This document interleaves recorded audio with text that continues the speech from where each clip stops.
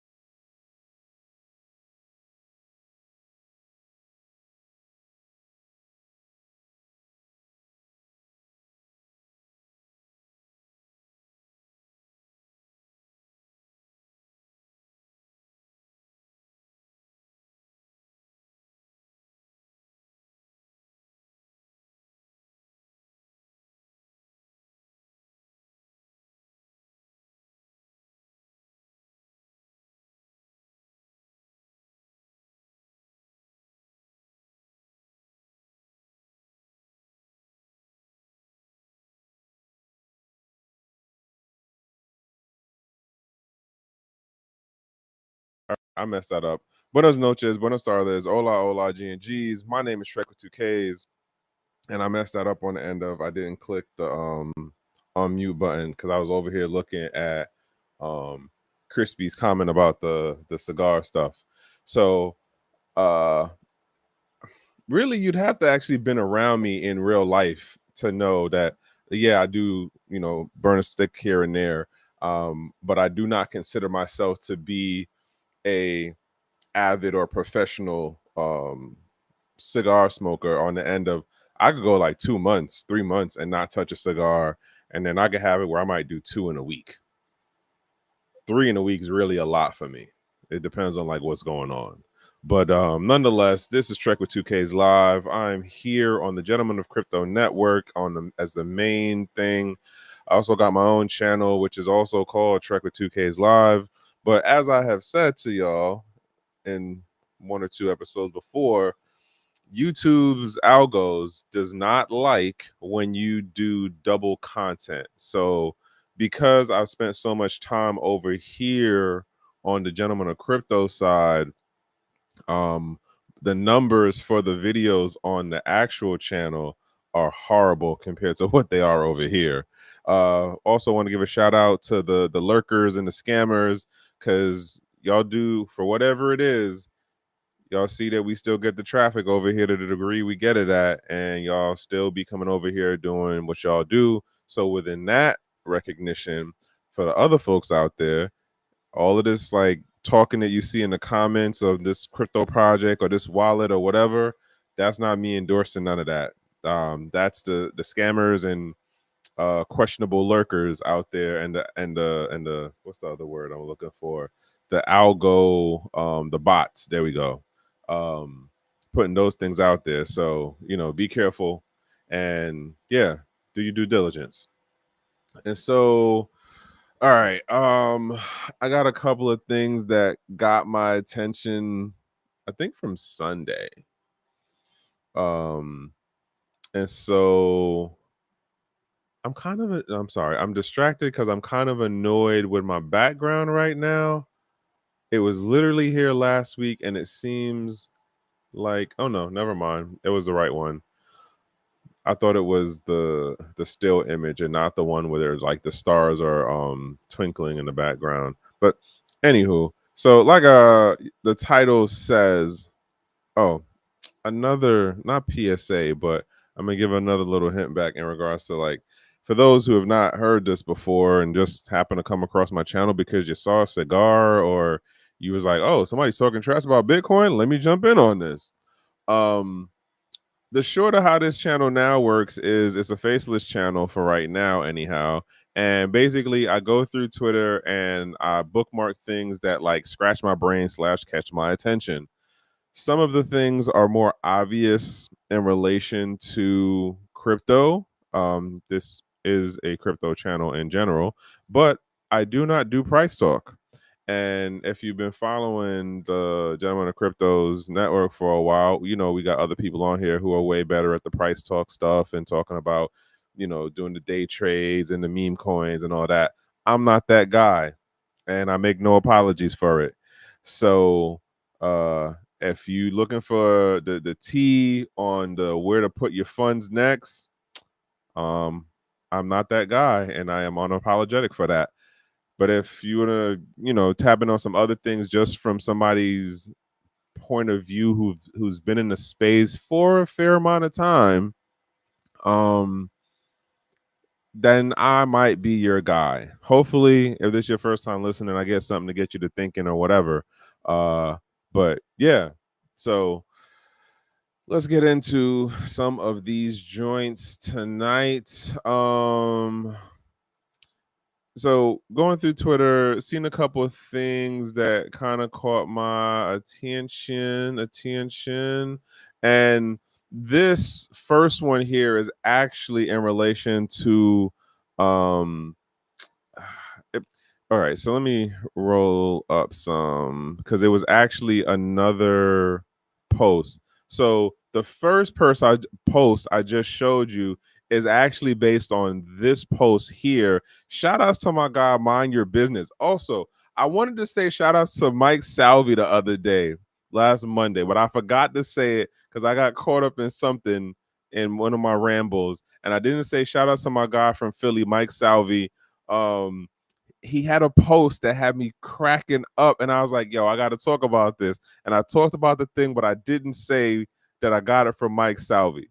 So I got that joint from Mike Salvi, funny dude from Philly, one of the other old head crypto people that I know in the space. And, you know, good dude. I don't know, I always vibe with the Philly folks, man. The Philly folks are some cool folks. But anywho, so as I was saying, this tag handle Carbon, right? So Mind Your Biz was the one who initially posted this, and then I was going through it and I was looking at it and I was like, wait, so this is one of the things that contributed to tonight's title, right? In that, yes, not crypto, Bitcoin in particular, hence the place is a fucking mess right now, is in this weird space, in my opinion, in my little humble unk status opinion, right? And part of it plays into this. So here you have it that Tornado Cash is quote gone. Samurai is gone. I don't know what happened to Samurai Wallet, but I didn't dig into any of that because I literally just seen this earlier today, I want to say. And then the Monero thing had me fucking flabbergasted about this 51% attack. But that's where the one that I just showed you plays into about the Monero, because the first post is actually talking about how what's going on is one of the mining pools in the space did silent mining, and they're trying to push their longer chain as to be like the main chain. And so Monero's devs are like quote on it, and they're trying to, you know, counter what this particular group is doing. But my bigger point in regards to this post and what it was conveying about where the space is right now is privacy is being attacked on all types of fronts, right? And the response I had to Seth's, which is Mind Your Biz, his post was, this is a war of attrition, but it's a different type of war of attrition for governments, right? And so with that, it isn't them think like going, all right, we'll be able to knock this out in like one, you know, legislative swoop. It's more of a, it's gonna take quote, you know, some time. What is going on? Why is it not doing it? All right, I gotta deal with that later. But anywho, so like you have it that in my mind, this is an example of how it's in a war of attrition, but it's not an okay, so let me step back one. For the folks who don't understand the concept of a war of attrition, wars of attrition are generally fought out or not deliberated, but they are conflicts that take a very long time to play out in terms of how you basically are wearing down your opponent, right? And you're doing it in regards to you're stressing their resources, you're messing with the communication in terms of like military scale. You're messing with the economy, you're messing with the communication, you're messing with the the regular running of the government and stuff like that.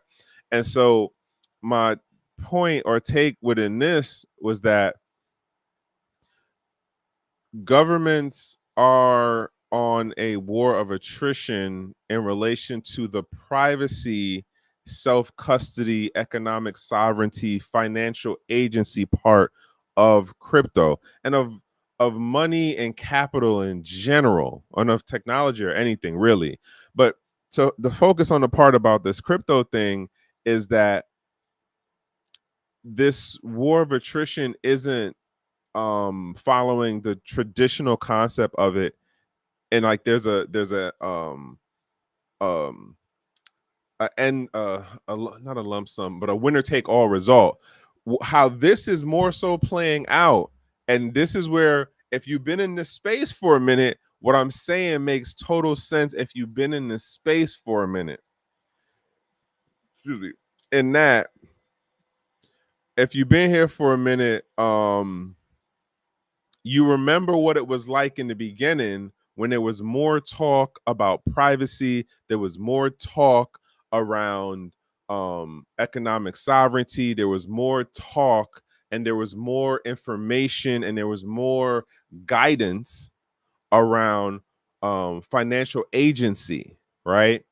The stuff that we have going on now is not that's not the focus of Bitcoin anymore. That's not the pairing narrative of Bitcoin in particular. The rest of the crypto space is a whole nother friggin' thing. But Bitcoin in particular, that is no longer part of the pairing narrative of how we talk about Bitcoin. And so with that, what's the tricky or the caveat to how this war of attrition on Bitcoin is working out is the old heads who are in my timeline, we are becoming the minority of folks who hold these old antiquated back in the day ideals and values or points of views about how Bitcoin slash crypto should be utilized by the individual, right? But the new folks coming in who are making up the new mainstream, those folks have a different thought process. They have a different experience. They came in on the back, or not the back end, but like they came in the part of where like Bitcoin in particular is already a preteen into a teenager. And all they know about and how to get crypto or how to get Bitcoin is, oh, well, you have Coinbase, you have Kraken, you have Binance, you have all of these centralized exchanges that say, hey, you got a KYC. If you don't KYC, you can't get crypto. But we didn't say stuff like that back in the day. Technically, it you still have ways to get crypto today. And there was a post that it's a couple more up, but I'm gonna show that one in a minute. And somebody literally asked that question: how do you get no KYC on BTC?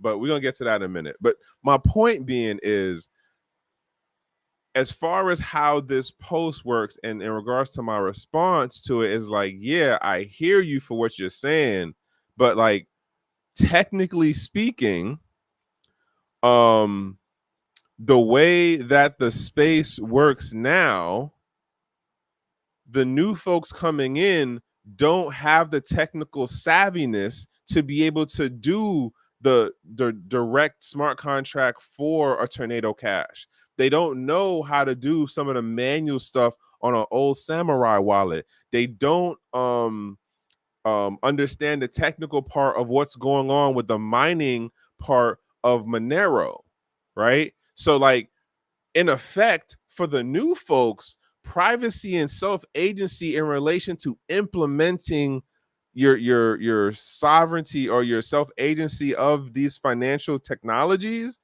it doesn't exist because they don't know none of that part. So if it's not Apple proofed or Appleified, they don't, to them it's just like, well, what are we talking about? Like that don't even mean nothing to me because I don't know how to use none of those things. Those things don't exist for how I understand the space. I know what Coinbase does. I click the button and then my bank account connects and then the money go over and then I see on the screen that I have Bitcoin in my Coinbase wallet. But they don't understand self-custody. They don't understand how to do any of like the old school stuff. And yo, I seen another meme today. If anybody watched that movie, yo, what's the name of that movie? Oh, you know what? Now I gotta go find the post because the shit made me think of Andreas Antonopoulos, and he said this a while ago. Where is it at? Where is it at? Now I'm trying to find. I'm over here looking on the other window trying to find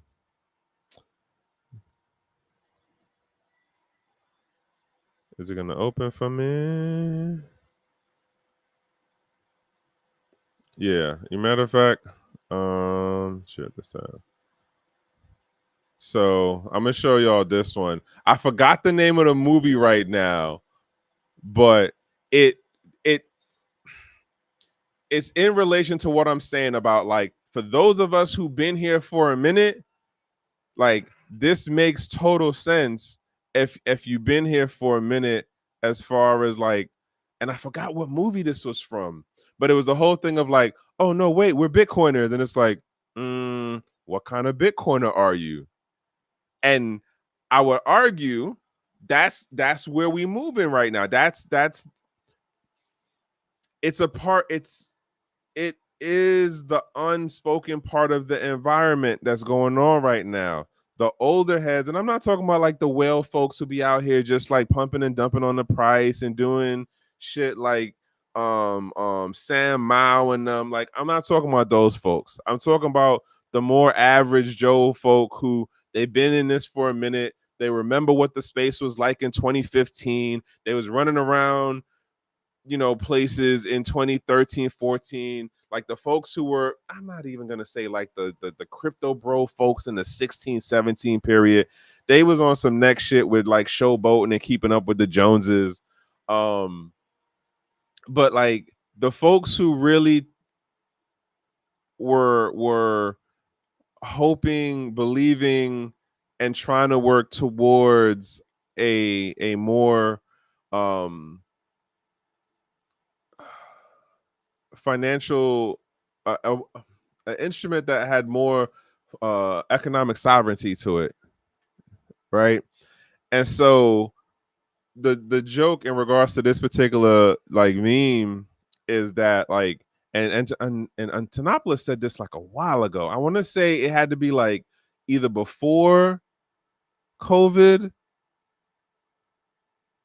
or it might have been like I'm talking like a year or two, like maybe 2 or 3 years before COVID, or it might have been like right around the beginning, definitely way before this movie came out.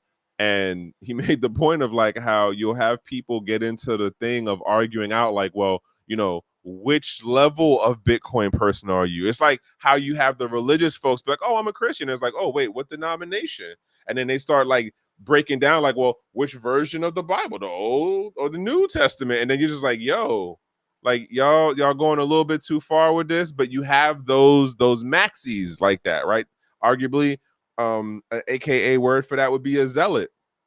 The point being is the new folks who are coming in, they on a whole different track. They on a whole different looking outlook on the space right now. Like, it's more on the how do I get the bag than it is how do I build, or how do I create, or how do I secure my financial sovereignty, or my financial self-agency, right?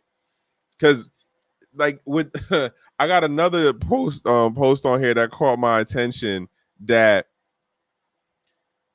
if this plays out how it's being described, like it's gonna be a wild next 3 years and like 4 months. It's gonna be wild. Let me try to find the other post. Oh, so this was the other joint that got me also kind of fired up today, in relation to the Bitcoin space being a mess. Like 2013, here's how we was out here talking like to everybody. What Bitcoin? Like 2013, that's us. I would argue we look even more stupid in 2025 than compared to what it's showing right here, right now. I just realized y'all can't even see it. I'm looking at like 3 different monitors, y'all. My bad. My bad. So you're going to see what I'm saying. Right. So seeing this post today, I forgot who posted this one. And this joint had me cracking up. And I was like, yo, like it looks even, I said, imagine how much crazier this looks in 2025 now, especially if you were here from before 2016. Like it looks hella crazy right now. I'm debating about this, but I'm like, does it really matter? Like, do I even have enough of the views for if I use the R word? And for those who don't know, like, again, YouTube, the YouTube algos be on some ish, man. I also seen something today that had me thinking, oh, all right, so that's what's going on. All right, my bad, yo. Bitcoin Shango, what's going on? Only Bitcoin.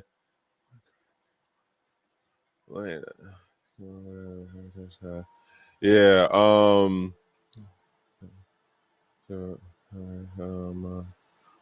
Research.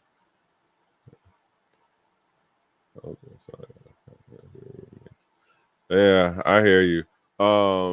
What happened? You're breaking up. I don't know what's going on. I shouldn't be breaking up. It's probably because I'm talking about the foolery I'm talking about right now.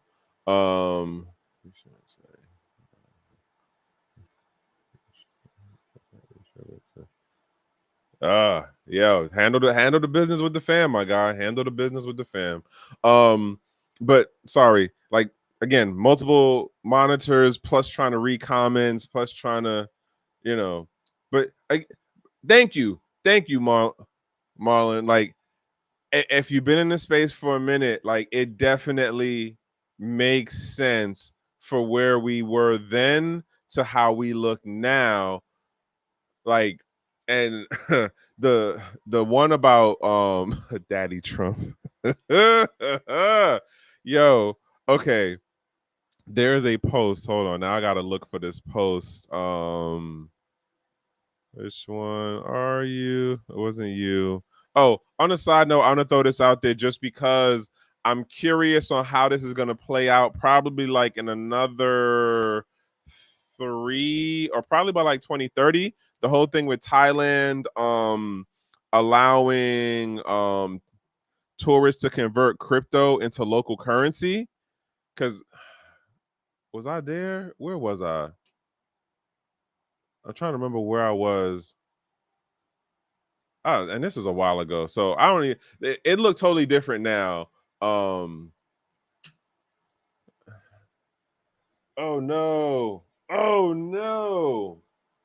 Damn it. All right, listen. I gotta make this run real quick. I'm gonna be right back, y'all. I just realized I did not have my damn laptop connected in, and it is gonna die on me in a minute. I'll be right back, y'all.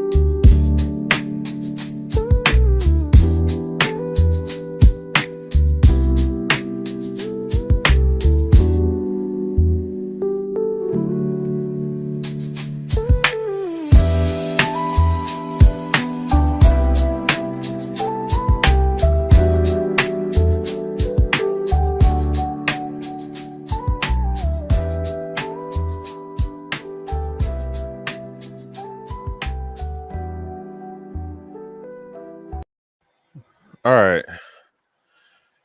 All right. All right. Thankfully, I knew right where the damn power cord was, because if I had to go look for it, that'd have been the call of the show. So, okay. 100%, man. 100% on the retardedness. The retardedness of the space just is mind blowing to me now. So yeah, but this Thailand situation, I'm curious about on the end of, will they follow the direction of like what Hong Kong does with their crypto space? In terms of, they have exchanges where the exchanges allow you to convert into other currencies. So it's not just you have to convert into what is local to Hong Kong. You can convert into other things. So yeah, I'm curious on how that is going to, wait, why did it not, that was not the one I wanted. How that's gonna work. But yeah. So sorry. I had forgot to plug in the laptop, and the cord was all the way upstairs, so had to do that quick run. But yeah, man, like, we see the adoption happening. Case in point here with Thailand, which, see, so here, okay, so here's this goes to the post. This point goes to the post below it, right? In that it's been a while since I've been in Thailand, but like back then, it was like really small as to what your options were on where you could go to like convert crypto, right? And it was a hell of a drawn out process. And this is like back in like 2017, 18. So the fact that like you could do this now, and I imagine it probably got more easier around like 2020, 2021. But to this point of, if you found someone who was willing to be like, all right, like, here, I got this currency, you have X amount of that crypto, then boom, exchange. Versus how, like, when I was there, they wanted you to give like, yo, we need to see your passport picture, we need some other second ID thing.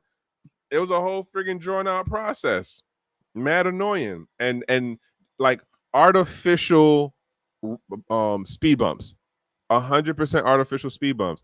I'm curious to see what this would be like now, where, all right, like, if you have crypto ATMs, like, can I just go to the ATM? I'm curious onto how, what does the market adoption for crypto ATMs look like in Thailand? That would be something I'd be curious to see, because like I know how they were throttling the tourists before, but how are you throttling the tourists now? If that makes sense. But again, it goes to the carbon post below it about the whole privacy stuff. And again, like, if you don't have the network, if you're not out here making these connections, then you know you pretty much are like stuck at you're pretty much stuck at the quote the new mainstream ways of how you move in and out of the space. Like, if you don't take the time to learn how like the technology works, or like how some of the other options or the older stuff that arguably is a little bit more cumbersome, right? Like P2P isn't as smooth as just one click and you're done on like one of the what's the things called, the centralized exchanges, right? Like, but that's the other part of it though. Like, if it was easy to secure how am I saying this? Not a if, more of a part of the and I think I've been saying this for like a bit now. Part of the thing with covering the not centralization, the financial sovereignty thing is you have to be able to protect it at your resource level, right?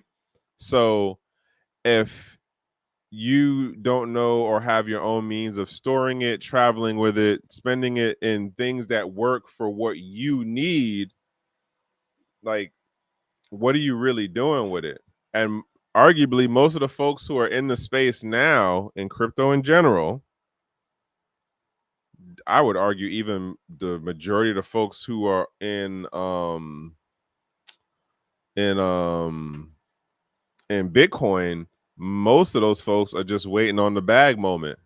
Like, oh, I'm at the top, I'm near the top, bet I'm about to like sell off. And like, what happened? What was it the other day? Like 80 million or like 100 and something million. Somebody sold off that much worth of Bitcoin. It didn't do no motion really to the price. Like, somebody exited with 3-digit millions after the slippage, after the fees, the transaction fees, and nobody blinked the eye. Price didn't do much or nothing. Hey, what's going on, Sonny? And why am I saying that the space is a fucking mess? Is because we're in this transition phase of how the what's the word I'm looking for? The mass adoption and the growing pains of it plays into how do we change or influence the understanding and the narrative of the newer folks coming in to think of it in more alignment of traditional financial instruments versus the hard break that the folks who are in it on the early wave, the 2013 folks, the 2012 folks, the 2015 folks, they were coming right off of the 08, 07 situation, right? That recession. So that was a lot more fresh in living memory versus these new folks who's coming in. Like, yo, I was listening to Eli, the computer guy today. He made the point on how millennials are now 40 in, what was that, 2005? They were high school, I believe. Like, so here it is, millennials are now 40. They know X amount about technology. the crypto thing is the new lick to like kind of get a come up. It's a different type of financial instrument that's more relatable to their um um um generation because it's digital versus talking about stocks and bonds and CDs and like the TradFi stuff from back in the day. That's like your parents or like quote my parents who would in today's time be considered a boomer, right? Um and so with that, their understanding of the financial landscape is not the same as those older than them, like those older than me and up. But at the same time, they're coming into this space where there is this new medium of exchange that works on a technology stack that like for the most part they not too caring or worried about it. It's like, yo, does the price go up? Cool, that means I made something and I could then, if I'm thinking savvy enough, I can convert it into some other more stable real world assets. That's some people, right? But the part that really killed me was finding out today that math wise, millennials are 40 now. That blew my mind. Millennials are 40. Also seen this joint today by Swan. Basically, Bitcoin has survived everything thrown at it so far, but what hasn't it faced yet? Let's talk about real threats still looming over Bitcoin and why most don't seem this clearly. Why most don't seem this clearly. I don't know. I'm not gonna play the video, but I'm gonna read some of the examples of what they give as to like, yeah, there's still issue here. And again, I definitely think there is still issue because there's another post that caught my attention with Mark Moss, and he pointed some stuff out that if it's I'm gonna get into that. I'm gonna go through a couple of the threads on this, and then we're gonna jump into that one. The Mark Moss one definitely kind of has me like, damn, like we are getting shafted, and it's a no lube shafting. It's one of those like like, oh man, look over there, and then you turn your head and you look, and next thing you know, you just like face down. And when I get into that particular post, you'll see why I'm saying it that way. Hopefully. Future administration could swing back hard, weaponizing choke points like bank access and custody rules. It literally only takes, and granted, if we have if we've noted anything for how last administration worked, but more so how this administration worked, the those of us in my era, right, of civil studies, who remembers that subject, there's supposed to be a balance that takes place between the three elements of government, right? And the way this joint is working out right now, this administration is not following any of the balance rules. Trump has his idea on how he wants to approach something. He makes this grandstand thing of it. Congress doesn't do any checking. The judicial element is like, well, we got to wait for the public to bring it to our doorstep before we jump in on anything. But Congress ain't doing their job in terms of checking the president and the balance of power and influence over the American public, and these things that, at least for how I'm paying attention to it, and for the folks that are on my radar, like these choices, these implementations, these public spectacles that our administration is displaying on a global scale will have decades of rippling effect out. But again, that just might be on the people that I'm paying attention to. I don't know who y'all are paying attention to. Remember, I'm just some guy on the internet, and I'm not a lawyer. I'm not a CPA. I'm not a financial advisor. Just some guy on the internet who happens to have been around in this space for a bit, and that's it. Like, I do my little due diligence for things that I find relevant to me and my situation, but it doesn't mean that it is relevant to you or to your particular situation.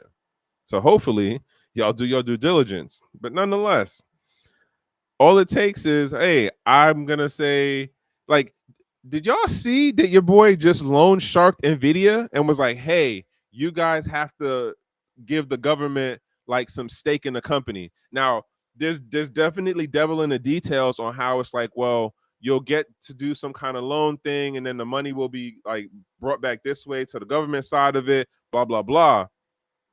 But at the end of the day, it's a loan shark move. If you want to sell your product in another country, you have to cough up money to the government. And the way it seems right now is like Nvidia did it, but then China is like, well, we're not going to make the orders, so fuck it. And we're soft telling the industries, don't buy the GPUs.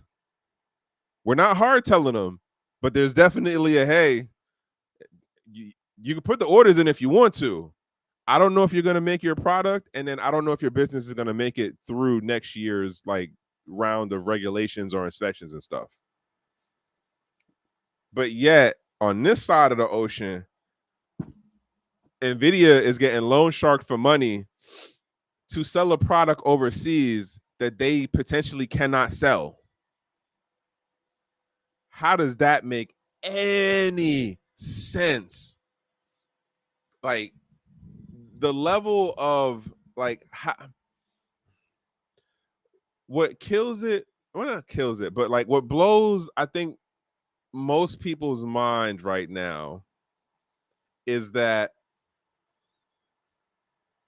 the things that we took as staples, and like, this is best common practice, this is the standard practice, this is what everyone understands as the way it's done.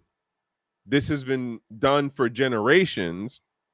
Now, granted, there's certain things that I don't agree with in regards to like how it's been done for a while. But in terms of like certain business practice and understandings, he's flipping those things on their head.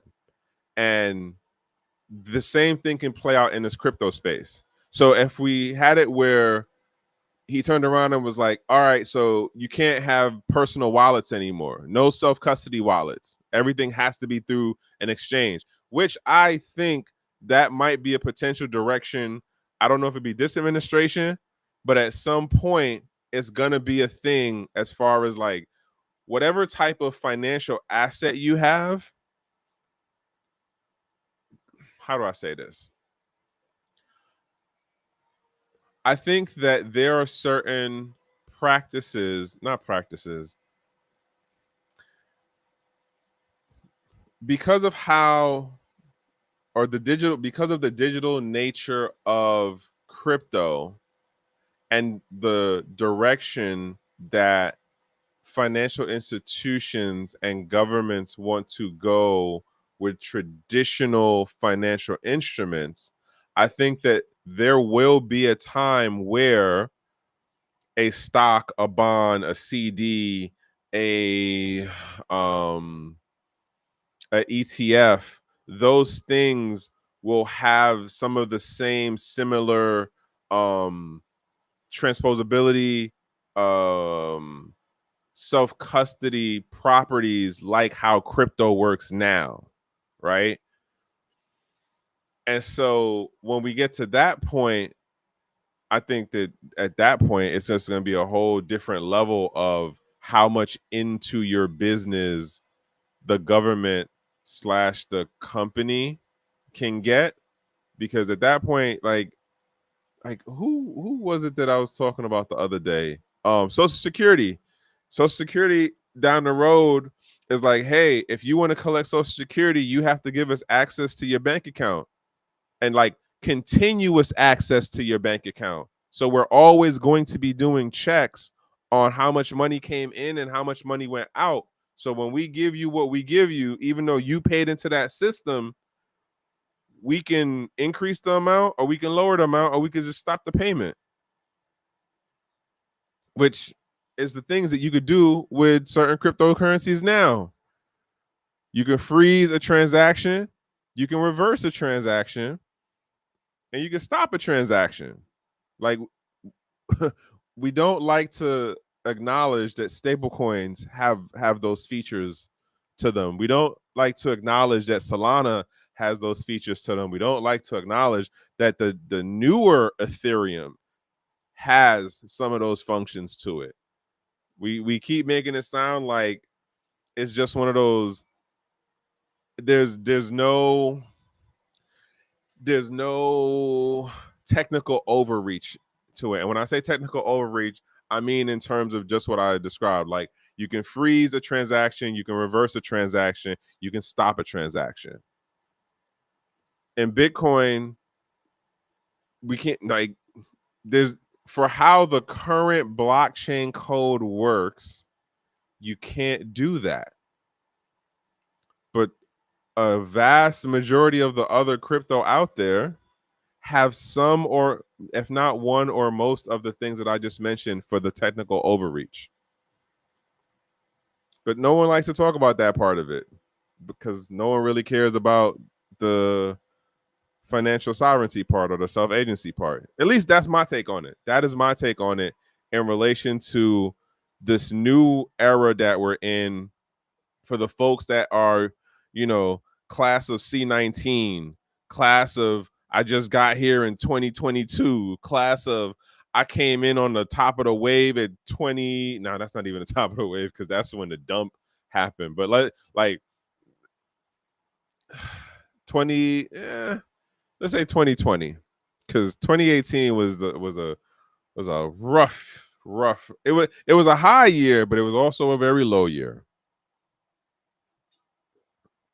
And so with that, the point being is this thread touches on a couple of different things on how, like, Bitcoin can still get messed with. If you don't know nothing about miners and you don't know nothing about nodes and you don't know nothing about signatures and like hard wallets, cold wallets, you're just going to be more lost in the sauce. And all you'll end up doing is just accepting what, or at least most people would just accept what is promoted to them as the, like, here's how you get into this, here's how you do this. Where's the other one that got me? The mining, another example of like where the centralization thing really kicked in terms of now we have mining pools. And if you want to try to grab a whole Bitcoin by yourself, you spending bread. Okay? That is not a cheap endeavor. And then everyone talks about, we've been talking about quantum computing for like years now at this point, right? Quantum computing, like, again, if quantum computing becomes a thing where it's like proven 100% works, there are so many other things to have to worry about in the world besides like crypto or like money in general.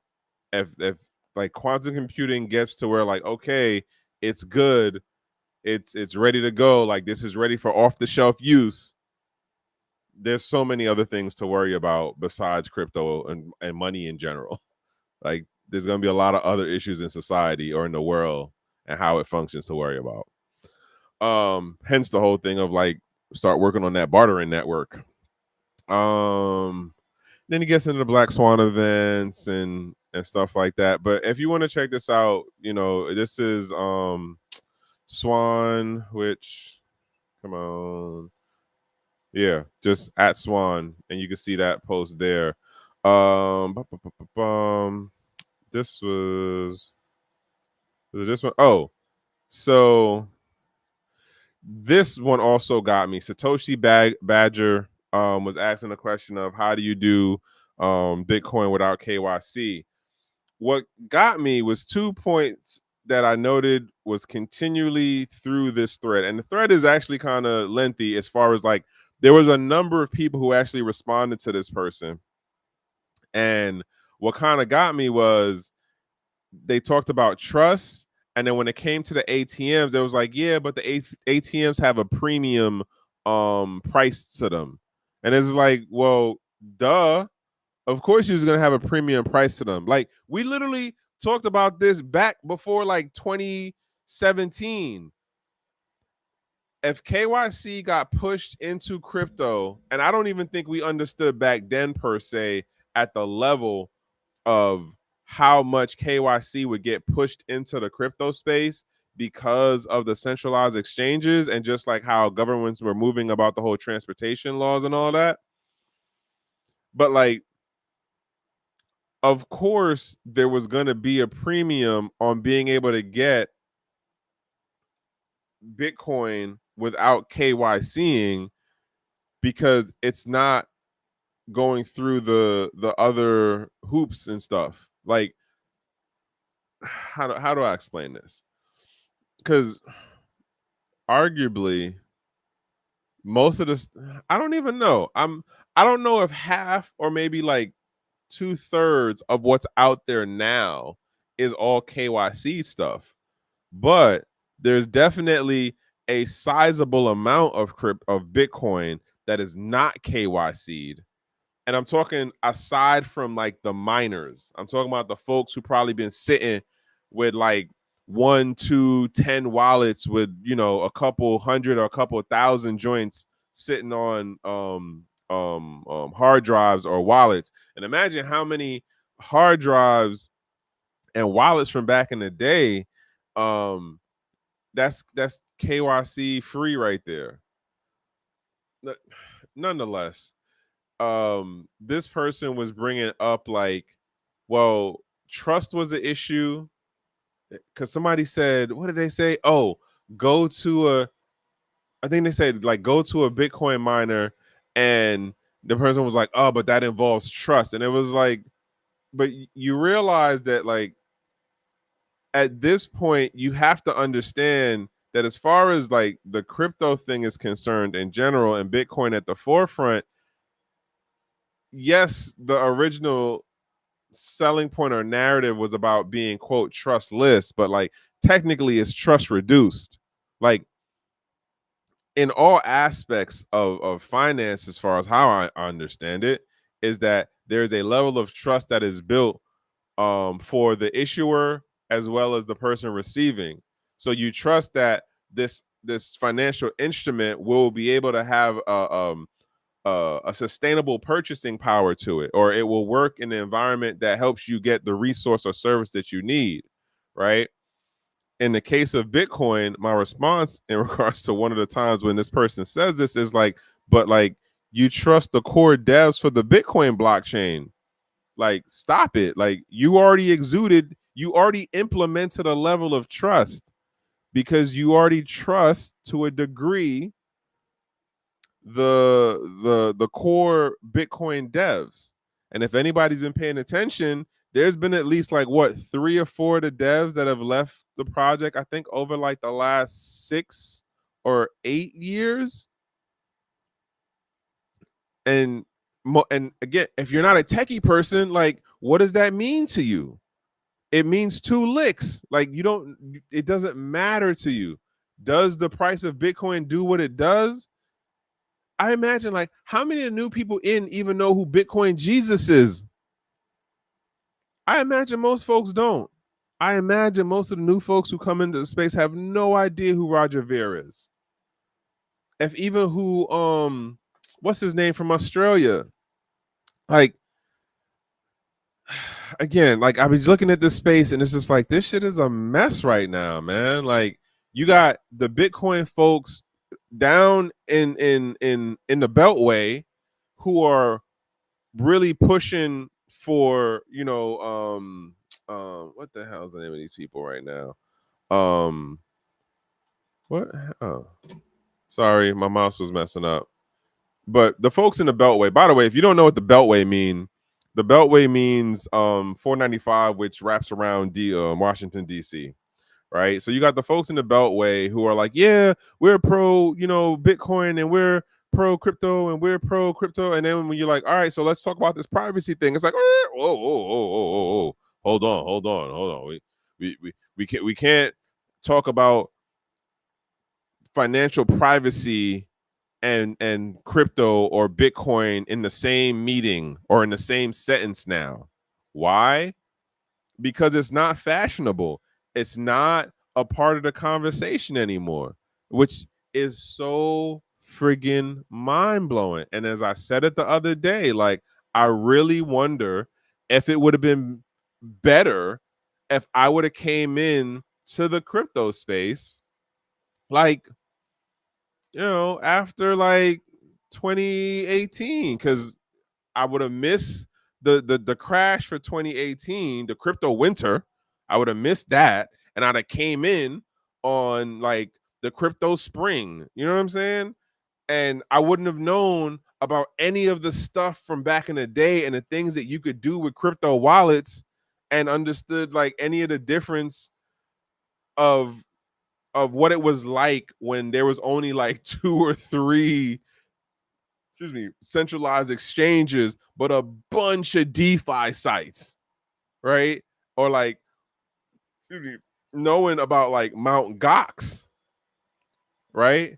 Like it, to be around in that time, experience all of that stuff, and then come to where we are now, and then you look at it and you're just like, so at one point we had way more quote freedoms, and then now you're telling us like, well, no, that didn't exist, or like, no, you can't do that. And it's like, what do you mean you can't do that? I literally was here when it was being done.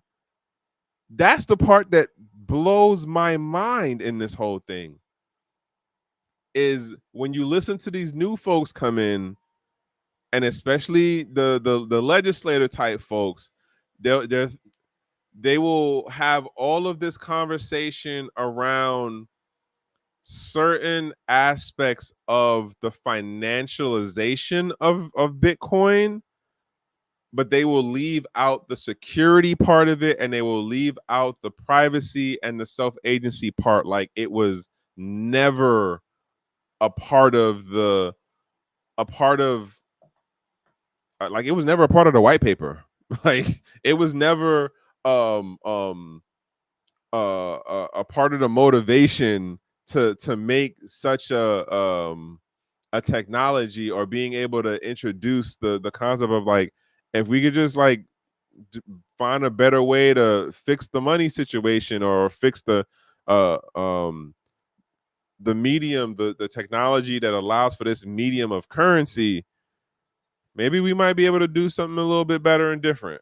But that's not where folks are now. And so let me jump into this next joint. Where are you? If anybody's interested though, check out Satoshi Badger's page. Again, educational purposes, not a financial advisor. If you are curious in understanding what does it look like in the world of crypto now to try to get KYC free Bitcoin. So there's this other post here that was by Giovanni Incasa. This is going, listen. So okay. And this one literally caught my mind, not my mind, but it caught my attention. Bitcoin, all right. Hold on. Huh.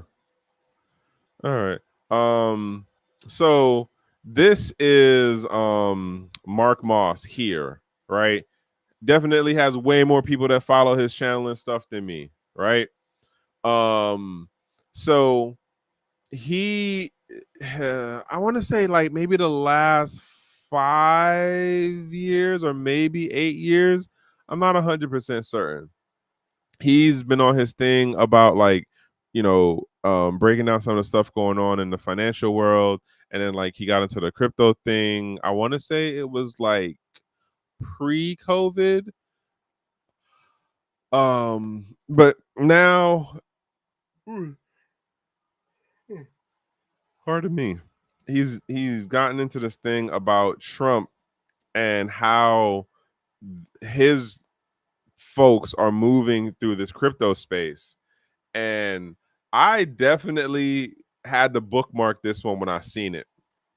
So basically, Giovanni is like captioning, summarizing part of what Mark has been saying about how he sees or how he understands what the administration is doing in terms of Trump's turn or switch for Bitcoin.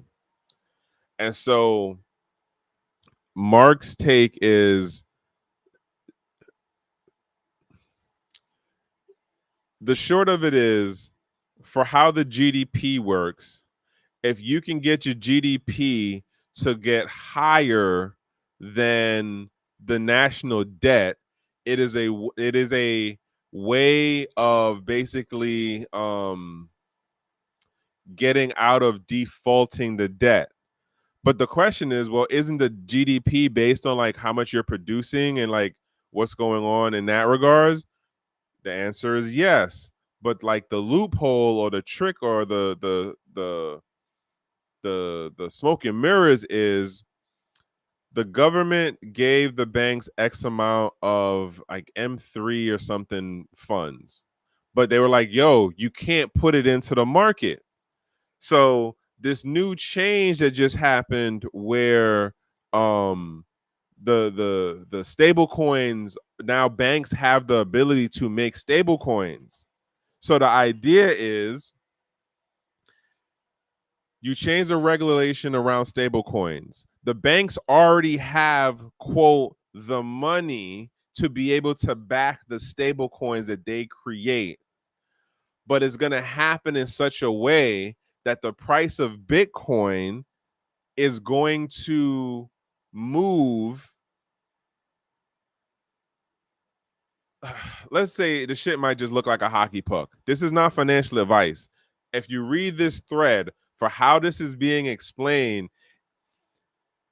it like when I tell you this is financialization at its finest.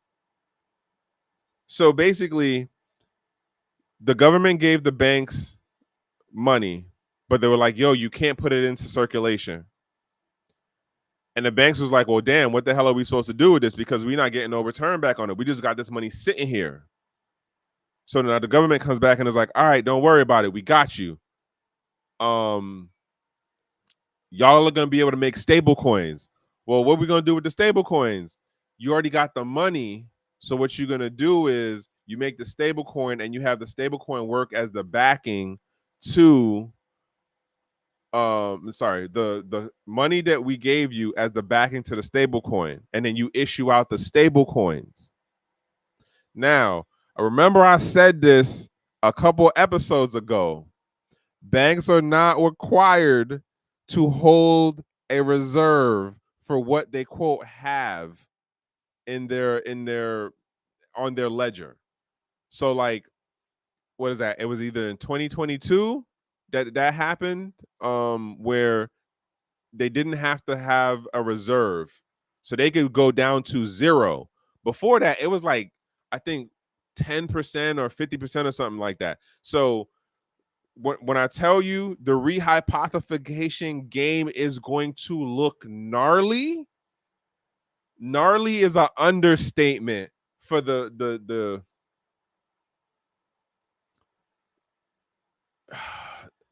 the 3-card Monte game that is being played on the public is wild right now.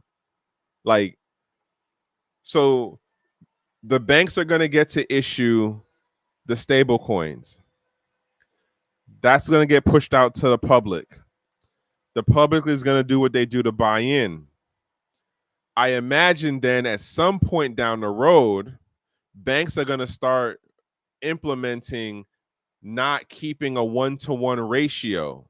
And they'll probably, and this isn't stated in this thread, this is me going off of, well, if in 2022, y'all already said traditional banks do not have to can hold up to 0% reserve, it only makes sense that down the road, if you give them another instrument that is supposed to be pegged to something, eventually they're going to run it down to 0.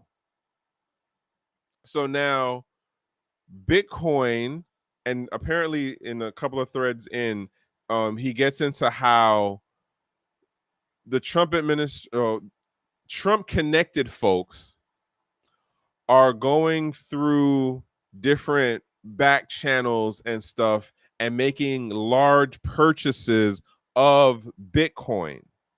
Because the idea then is the inflation is going to happen, but you don't want the inflation to skyrocket at a level where arguably they can't control it the same way, which the stablecoin thing will be interesting to see how they influence the stablecoins, because current financial practice is the economics is like the economy is supposed to be at equilibrium. That's the current policy. That's the current idea of how what's going on, BK Crypto, of how the US government looks at the economy. It's supposed to always be in a constant state of equilibrium.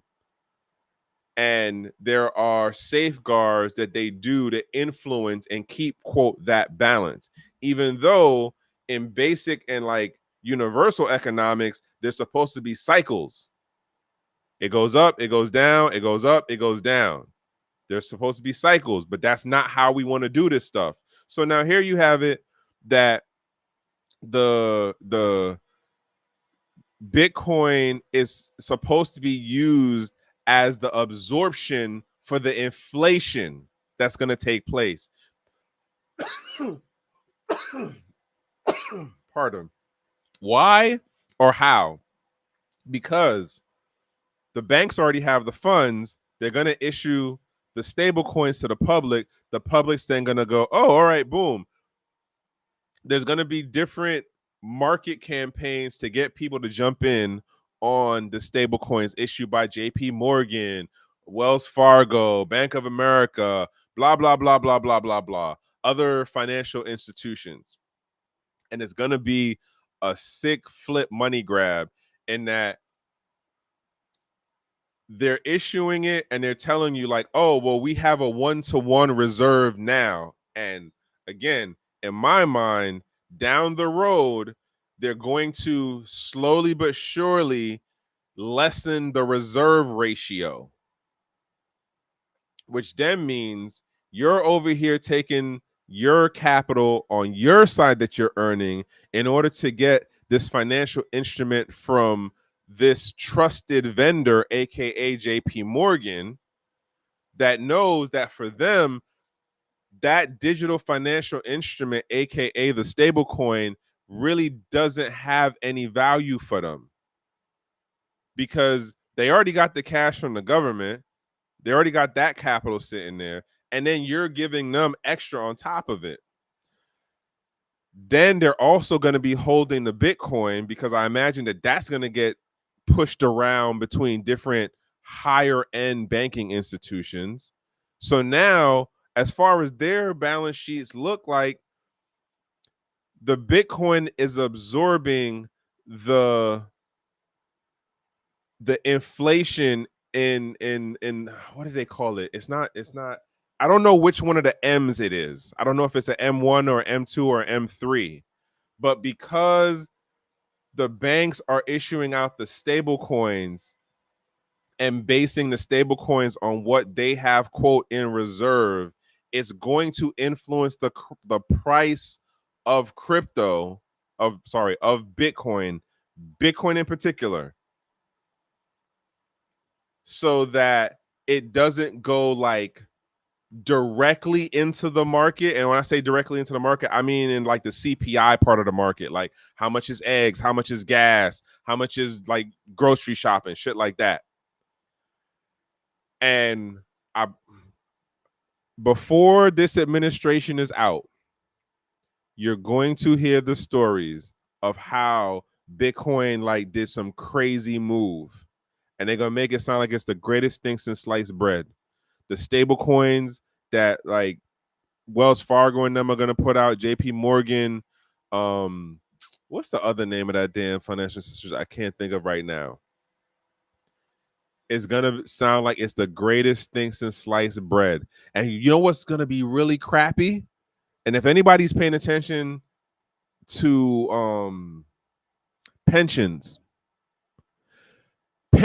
were arguing about being insolvent before COVID, before 2020. And I know this because this was some of the stuff I was paying attention to before 2020. Pensions like New York City, New York State, Capitolers, California, they were arguing about being insolvent back then. The basic idea of, hey, in another 50 to 75 years, we're going to be insolvent. We need to reduce how much payout we give to our people. They was arguing this more than 5 years ago. Why do I make this particular subject up? Because the stable coins and things like the S&P 500 are going to be pushed and are being pushed to the pension funds. So like if you a millennial, if you a Gen Z, this is going to ripple out on your latter years of like being past 60 or 55. We'll give it like, you won't like, if you're in my range and I'm 45, we'll see the cracks, because the boomers, they already taken the bag from the Social Security part. I might get some crumbs off of Social Security, right? Because I've been working long enough. But like the millennials and the Gen Z and the ones after, it's going to be a different system that they're going to get them to pay into. Case in point, is anybody paying attention to the proposed changes to the 401k plans? And then the proposed changes to the tax rates for the different tax brackets, like the between like 30 plus K and like under, I think 220K. It's like 3 different changes for those different tiers. And this isn't financial advice. It's just me saying like, look, bro, nah, like, listen, it's not me out here trying to say I'm a smart person. It's more so of a, I pay attention to things, and the things I've been paying attention to for a while, bro. Like, I remember trying to talk to people about One Belt, One Road, or what SIPS was, which is the Chinese version of the SWIFT system, before 2019. Nobody knew what the hell I was talking about. SIPS came online in like 2017 or 2014 or something like that. Like the ASEAN Accords, like no one knows what the hell that shit is over here now.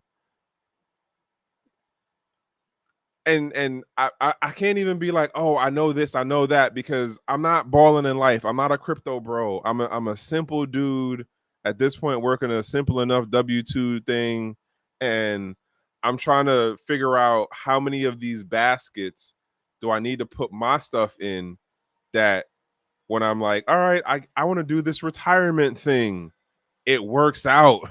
Because right now I am questioning everything that like I knew from my parents' generation as, oh yeah, just put it in your 401k and then like it'll do this. Or like, oh yeah, just put your money in the bank and if you have the saving account, you just make sure you do blah blah blah. And it's just like, yeah, that made sense for y'all generation. That made sense for your era. Where we at now, like this administration is, in my opinion, the pivot turning point for a lot of how we gonna look at retirement, stocks, savings, any of the financial stuff on how it. And I'm not even talking from a standpoint of like economic sovereignty or like financial agency. I'm not even talking about it from those two aspects. As just a regular person trying to figure out, I'm going to work a job for X number of decades, or I'm going to work at different types of jobs that would contribute into this thing of a savings or some kind of retirement plan. Like this period right now, in my opinion, is where the shift is happening. And most folks don't get it because we too busy trying to deal with the day-to-day shit. And then we so busy getting frustrated by all of the fear porn that we get through the news. Like I'm dealing with life because life is lifing. Life is not stopping. Like over the last couple of months, and for the folks who've been listening for a bit, y'all been hearing me talk about, hey, like check on your peoples. I'm wishing y'all to be in a safe place and in a safe space and in good company. I've been saying that for more than 2 years now. But in the last couple of months in particular, like it's a lot of stuff going on. And I'll be honest, like I figured with Trump in, it was gonna be some chaos. But I honestly didn't think it would be this chaotic. And then it's moving in a way where like it's so much smoke and mirrors to it. You can't make a proper assessment. Like that's the funky part about this whole situation. You can't make a proper assessment to figure out like, well, how do I move forward in this? Because everything that we were again taught or through formal education, through watching our parents, friends, and families, as well as just the like what we kind of picked up and figured out. Like you read, Robert Kiyosaki's book, you look at like Mark Mossman's stuff, you look at Ray Dalio and all of the shit that he be saying, and then people talk like, oh, you gotta follow the smart money, look at the old heads and see what they doing. It's like, yeah, but those folks are in whole different echelons, bro. They're in whole different levels of conversations. They got lawyers that are paid more than $500 an hour. They have a whole different tier of access to resources and network that it doesn't even fathom for the average person. So in my mind, I'm just like, all right, well, I can't make plans or try to come up with partial or full solutions using those as my examples because I'm not at that level. I'm not in those conversations. I'm not in that network. That's just my thought process. But nonetheless, this is like, and most people might not see it. Like, oh yeah, Trump is pro crypto. Trump is blah blah blah Bitcoin. And I said it when he first started talking, in pros of Bitcoin. It's like, all right, like I hear it, but this doesn't sound like it's his plan. And then two, the things that he's talking about literally go opposite of the core part of like the two core tenets of this whole Bitcoin thing. self-agency of your money and privacy. Like, if that goes out the window, then what are we talking about in relation to Bitcoin? The other stuff is a whole different topic and animal, and you know, other conversations around that. But again, I'm still I'm smoking on that pack, and I'm sticking with, like, the Bitcoin space is a mess right now because the folks who have the ideals that are similar to mine, we're the minority, and the folks who are more moved in the space now, they don't have the same ideals, values of the early day stuff. And like, arguably, it's okay. Like, it's not to be expected per se that you would have those same intentions or values, because your experiences are different. You came in at a different point. The selling point now is like, oh, this is how you're gonna make the lick. This is how you're gonna save some money. This is how you're gonna build generational wealth. This is one of the vehicles to generational wealth. Get into the crypto thing. In my mind, a lot of folks are gonna get fleeced. A lot of folks are gonna get fleeced, and you know, a lot of folks aren't gonna have the patience or the fortitude to deal with how the rest of this administration timeline works out.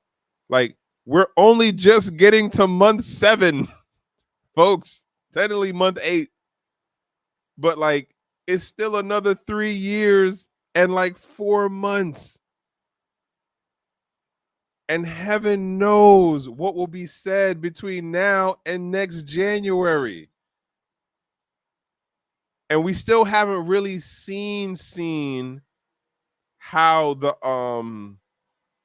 the uncertainty of the tariff status and implementations have actually played out, because we keep getting these taco moments from Trump, right? So like, next year when the numbers are in, like, it's going to probably be really, really crazy, but they're probably not going to want to address it. Why? Because people already know it's messed up. And for some, that's a funny thing about people. Like, they do the studies on how, like, if you give people too many options, they become indecisive. If you continually give people negative news, they then tend to be more negative about things. And I said this before. One of the other dudes that I pay attention to is the uneducated economist, and he always makes the point about how the treasury works. With, it's not about if they actually increase or lower the interest rate. It's about how they use the verbiage and language to manipulate the market into pricing things in or expecting a certain thing, and then like, oh well, it didn't happen, so we don't know. All right, well, it didn't go too bad. We're experiencing the same thing in this crypto space. Again, it's a war of attrition on getting rid of the folks who are pro privacy. It's a war of attrition on getting, not okay, let me not say it. It's not about getting rid of those folks. It's not about getting rid of the people who think about financial agency. It's about having them outnumbered by the folks who will follow traditional financial concepts. Let me put my money in the bank. Let me trust the authority who says that I can only spend it this way or I can only store it this way, versus that self-agency. That's where we're at. It's a different type of war of attrition on the crypto space as this new financial instrument. It's definitely being brought back into the fold to align up with how the financing world works, how traditional, well, I'm not even going to say traditional economics, but the financing side for sure. And especially because it's digital. Like, the shit is a mess. And it amazes me how folks are arguing, like, yeah, we need to do it. We need to put more KYC. Yeah, we need to do more things to like be able to be in people's business. Like, in the last 5 years, the IRS won a court case that says they can look in through up and down in your bank accounts if you did transactions with someone that they're investigating and not tell you nothing about it. And the bank don't got to tell you nothing neither. Social Security just said earlier this month, hey, we want to continually do financial audits on any bank account you're connected to, locally and internationally, if you are collecting Social Security. The FBI, a couple summers ago, ran into a bank out in California into safety deposit boxes. They raided the whole room of safety deposit boxes, and they still got those people in court to this day fighting for their stuff. In my mind, I think that it was a play on someone specifically, and they wanted to get the assets. And it's like, you're going to have to come to us if you want this shit back. But that person didn't come to them because it was like, I'm not going to put myself out in public for that. But imagine that. Your safety deposit box can be raided without a warrant specific to it. That's what the FBI set as precedent. What is that? 3-4 years ago? Now? The IRS thing was like 3 years ago. The Social Security thing was just like last month that came out publicly. Like, and let us not forget the Dodd-Frank Act under, what was that, Obama? That allows banks to be like, nah, we're not giving you your money. It's like Section 8 or Section 5 or something like that. That allows banks to not give you your money. If you walk into a bank and they're like, oh, we don't like how you walked in here. Oh, we think you look suspicious. Nah, dog, you're not getting your money today. You might not never get your money. Banks can literally tell you, Bank of America has been going through this for a little bit now. Banks can literally tell you, well, we don't care that you have a receipt that you deposited the money. Receipts don't mean nothing. Like, imagine that. Every place you go to will tell you, yo, make sure you come back here with the receipt from the original purchase. A bank is telling you, wait, you deposited money here? You sure about that? Yeah, I got the receipt right here. We don't know. That don't really look like one of our receipts. But there's the number on it. There's my account. A dude was doing work on his house, and I think he lost like $20,000 or $30,000. Money that he had in Bank of America. And they was like, nah, we don't got your money. We don't know what you're talking about. It took him like 6 months or something to go through a whole bunch of back and forth with them to be like, oh, yeah, we had your money. My bad. But 6 months of them fighting him saying that they ain't have his money. How wild is that? That's the world that's the country we live in right now. I mean, this is before Trump and all that, but like that's where we at right now. And not even getting into anything about the violent side of things or inflation, just talking about how some of this legal system is working right now. Like, that's another funny situation. If you got a spouse that's like not native, or like, even if they have their paperwork, they could potentially end up in ice. There's a video circulating around on YouTube where dude and was I'm not even gonna say crazy, but it's one of those like you look at it and it's just like, yo, there's at least like 6, 8 adults, and you're telling me that none of y'all had basic reasoning skills to be like, let me open this bottle marked opium and smell it to see if it is actually opium. No. Instead, they sent your boy to jail, and the way they picked him up was friggin' like I don't know if y'all haven't seen how the YouTube algos are going. Other thing of note, and I'm gonna test this out. I'm throwing this one out there to other folks on the algos, depending on what social media platform you are on. I'm kind of curious for how this works. I think I have an idea of how this works, but I heard it said today or yesterday that if you are of lighter persuasion versus darker persuasion, depending on the platform, you will get different versions of clips or feeds. So like there, like if y'all haven't noticed now, and I know I'm going off on a whole different left tangent thing, but like this is where we are. Like the algos are so impacting how we perceive the world. It's scary. Like from a technical side, it's cool as far as understanding technology or like having certain levels of question about it.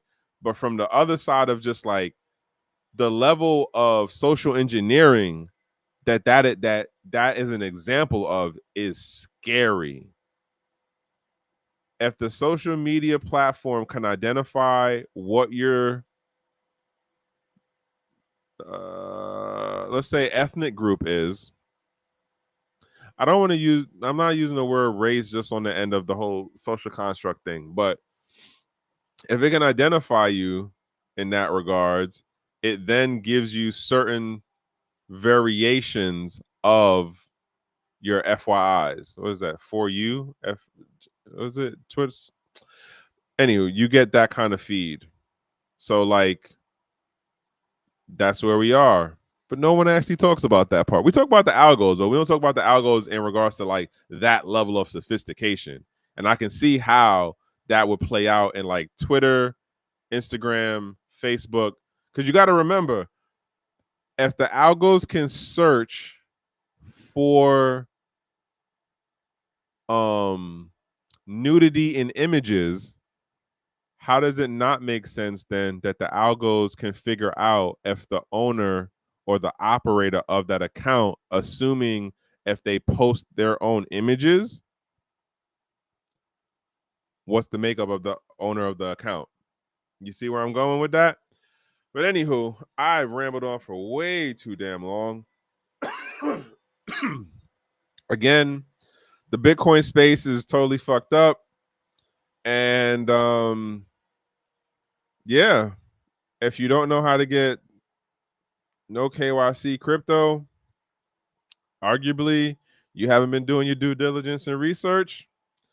Not financial advice, but if you're in an American jurisdiction, make sure you're crossing your T's and dotting your I's when it comes to these taxes. Because, like I said, IRS can now investigate your financial records, even if they're not directly investigating you. Take that as you will.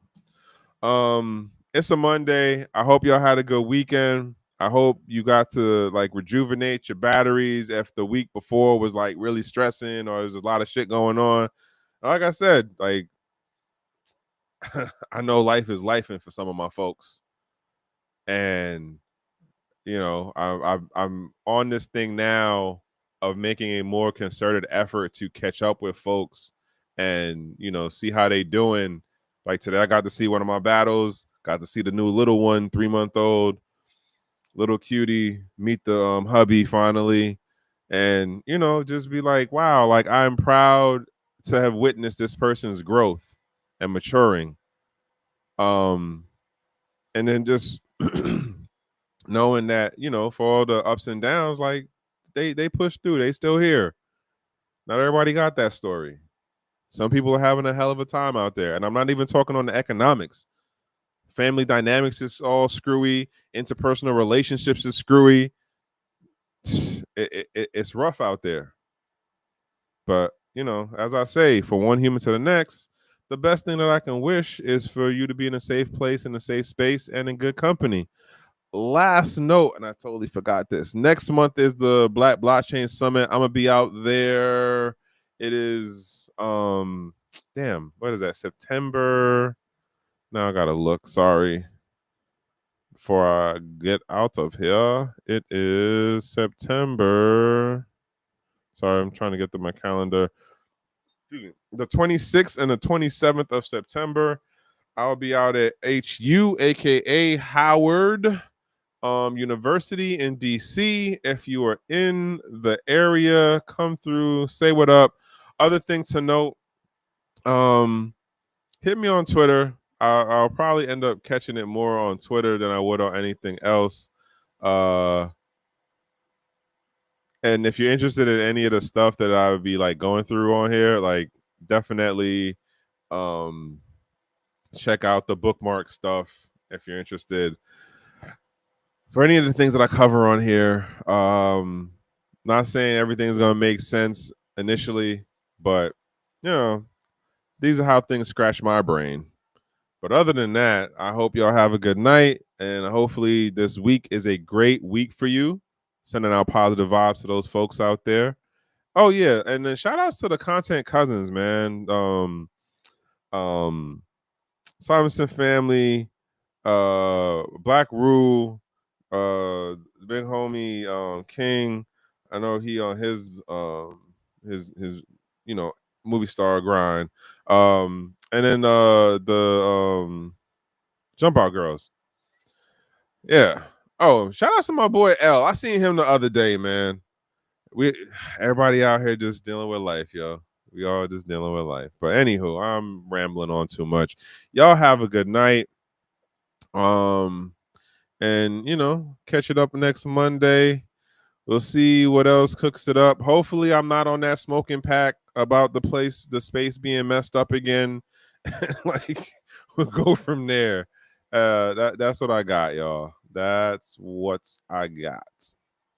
Yeah, I'm gonna try to be more peaceful, I think, next week. Hopefully, we'll see. It really depends on like what am I seeing in this space, because I just can't sometimes. But anywho, all right, y'all. One.